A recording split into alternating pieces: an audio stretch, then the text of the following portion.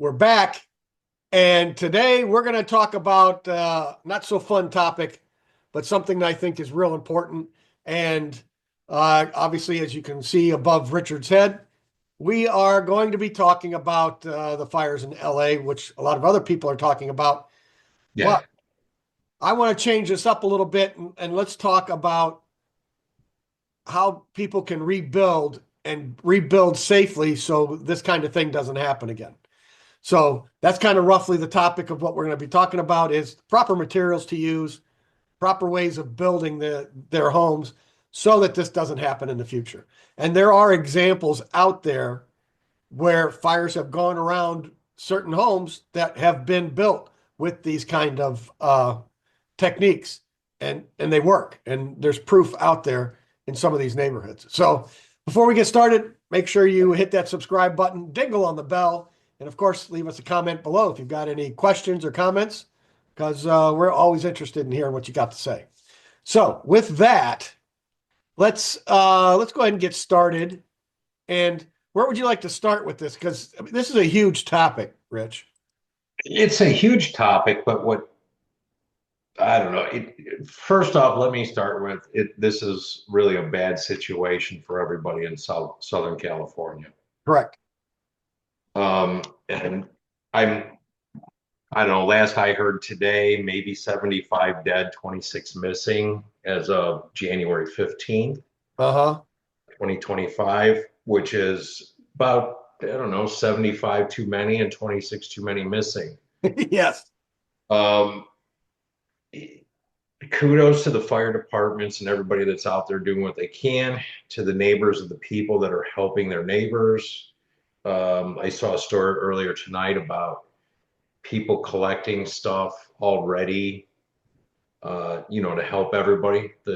How the public schools have opened their doors to the other children that their schools have burned down. Right. We're talking within a couple of days. We're not talking, well, we got to come up with a plan, and then jerking people around for 3 weeks. Yep. Nope. It's nice to Everyone has see stepped some of up. the stuff that's going on, and it's encouraging.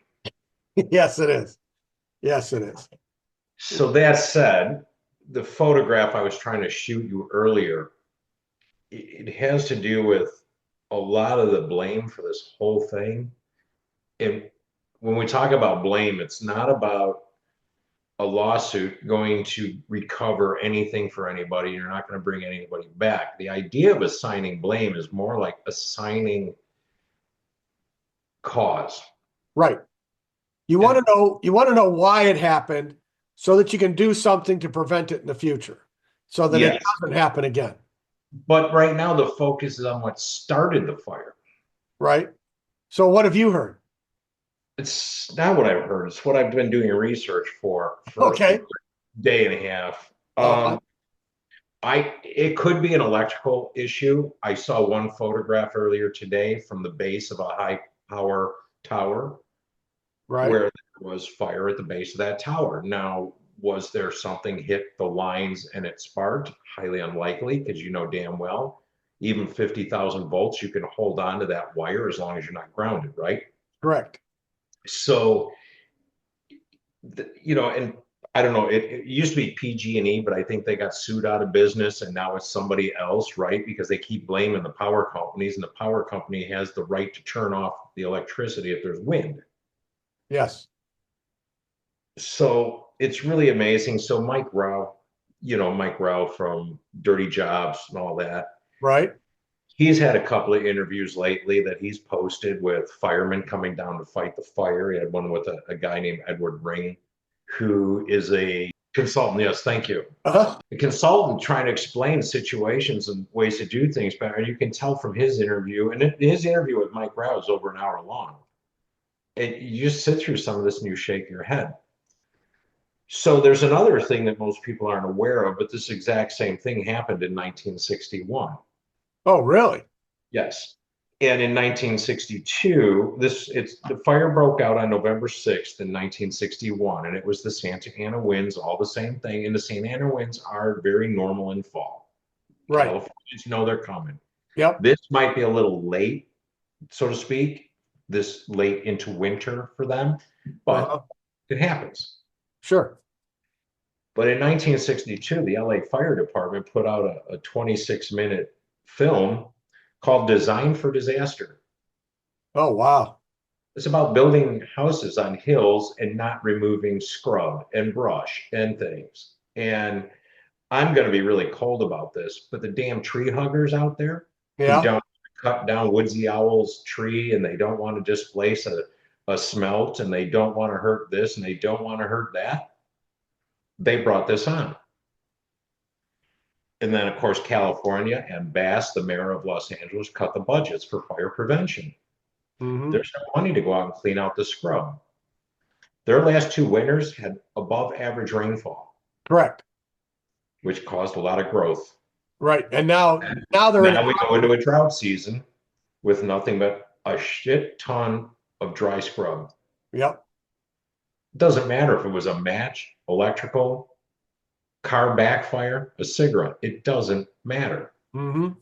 This went out of control because of lack of maintenance. Well, and here I think that the picture we've got up right now is a perfect example. You can see all the Mhm. undergrowth and everything that's there.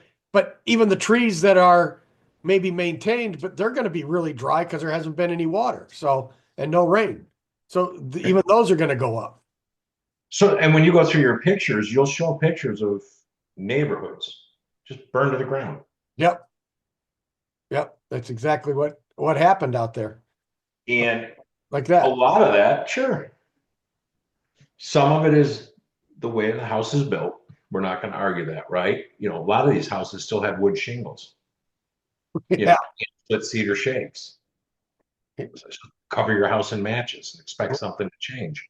Right. So building codes have to change. Now, growing up in a hurricane zone where I live, after Hurricane Andrew, we Mm. went, you know what? We might want to think about doing this a little different. Right. Our building codes changed, and we call it the Miami-Dade Code. And that Miami-Dade Code requires a certain amount of building strength. So the last few hurricanes, Irma was bad with floods and so on, and wind, mostly wind, not flood. Ian was a horrendous storm that moved slow, but brought tide surge up to 18 foot. Right. Some houses survived. The old shacks, not so much. Yeah. They're gone. They'd have burned to the ground. Uh-huh. So you could call it planned obsolescence or you could call it Mother Nature's wrath, but either way, you're going to need a new house. Right. It sucks. So one of the things that LA does that no other place I know of does is their density. Yeah. I was reading some of that too. You know, they're when you Their start idea of low density is 4 houses per acre. wow. That means you get no side yard, no front yard, no backyard. Right. Neighbor's house starts on fire, spit out the window. That's about all you can do. So their density is too high. So there's a lot of things that they need to address and they better do it quickly. Right. So another article that I read into was that Mayor Bass from Los Angeles, she has said that building permits, people come in to get a building permit to rebuild their house. One, has to be turned over in 30 days, the permit review. Oh. Two, this is if it's an as built. In other words, if you're rebuilding what you had, Oh, okay. you can increase the size by 10% max. So you can make it a little bigger, but that's your max 10%. So, you know, obviously 2,000 square feet, you could build 2,200. Right. So, but 30 days for the building department to turn that permit over. No environmental impact fees, no environmental impact studies, all that crap went out the window because that's just delay, delay, delay. You know, like I said, even if you're worried about Woodsy the Owl, his tree's gone. Who cares now? You done screwed up the game. Yeah. So I think that's awesome that they're going to try and do that. But, you know, But there's going to be thousands of these permits coming through at a time. I don't see how you can turn them over in 30 days. so And I don't know how many people actually have blueprints for their house. I mean, if your house was 10 years old, you probably have blueprints but that they you burned up in the submit. fire. But you still have to get that. Somebody has to sit there and review all of that.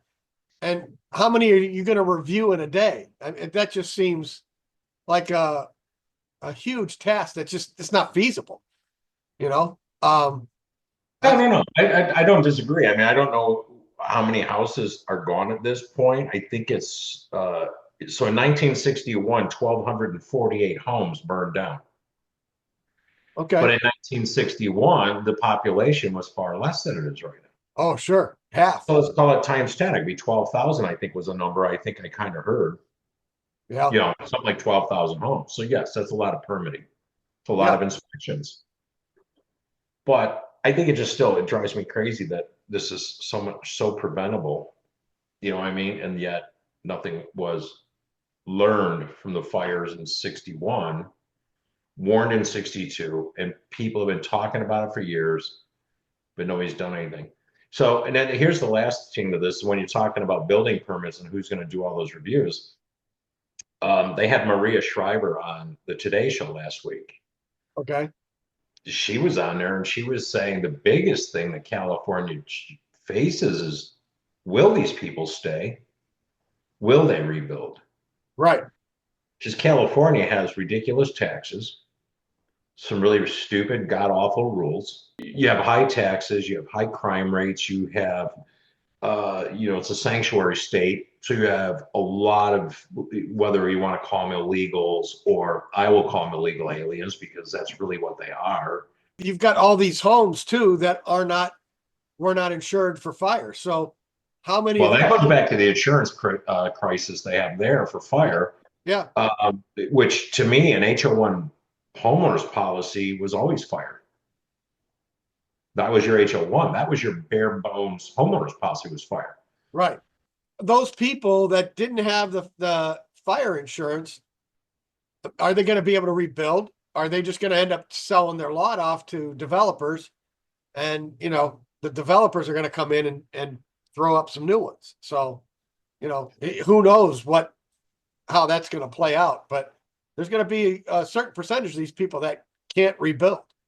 Well, okay, and I'm going to use Fort Myers Beach as an example. So Fort Myers Beach was a beautiful old school Florida town. Like if you wanted to go on vacation and you wanted to go to the dive bars right on the ocean and all that, that was Fort Myers Beach. I mean, we loved it.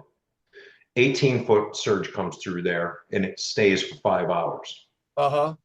It washed most everything away.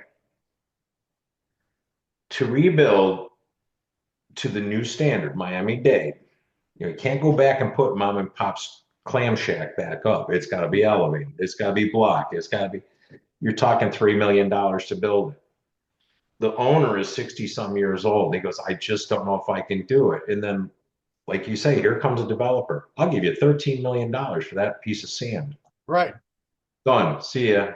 It is exactly what's going on. And yes, you will probably see some of that. But anyway, that's kind of my take on how bad these fires are, how in a sense they were preventable, or it could have been, a lot less if they had just heed the warnings.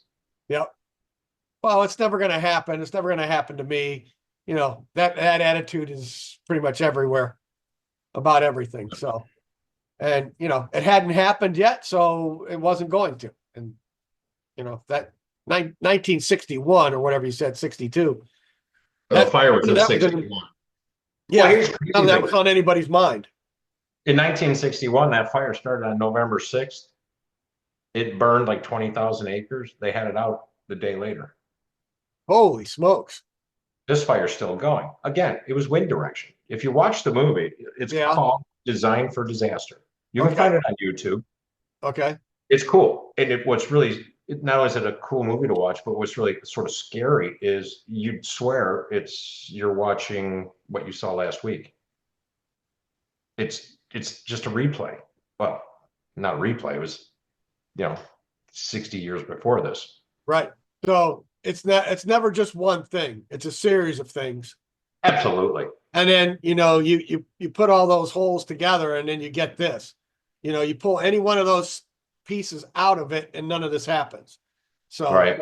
it's It's an interesting thing that came around.